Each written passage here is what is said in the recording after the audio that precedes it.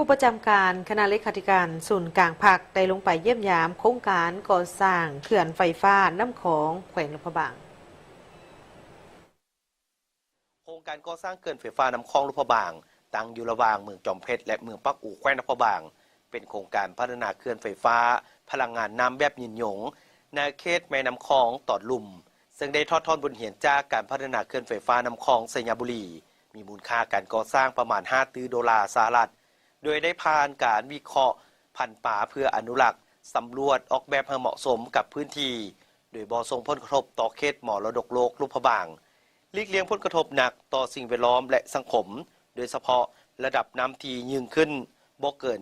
310เมตรจากระดับหน้าน้ำทะเลหรือเท่ากับระดับน้ำที่เคยมีปริมาณสูงขึ้นในฤดูฝนระยะผ่านมา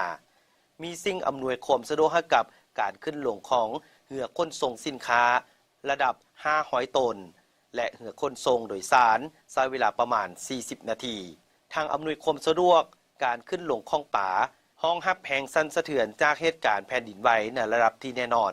ในพื้นที่พัฒนามีผลกระทบรวม22บ้านมีประชากรประมาณ 7,000 คน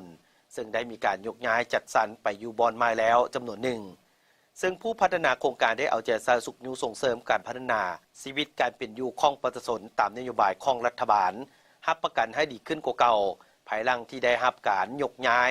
สำหรับเวียกงานก่อสร้างปัจจุบันกำลังดำเนินการก่อสร้างตามแผนการสามารถประเมินความคืบหน้าสำเร็จแล้ว72ส่วนห้อยโดยเฉพาะการก่อสร้างตัวเขื่อน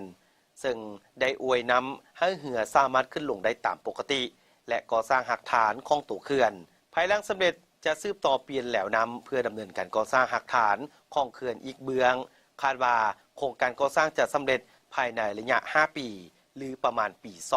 2030จะได้เริ่มผลิตไฟฟ้าโอกาสนี้พลเอกวิไลลักษณ์คำฟองได้มีคำเห็นเจาะจีมบางปัญหาเป็นต้น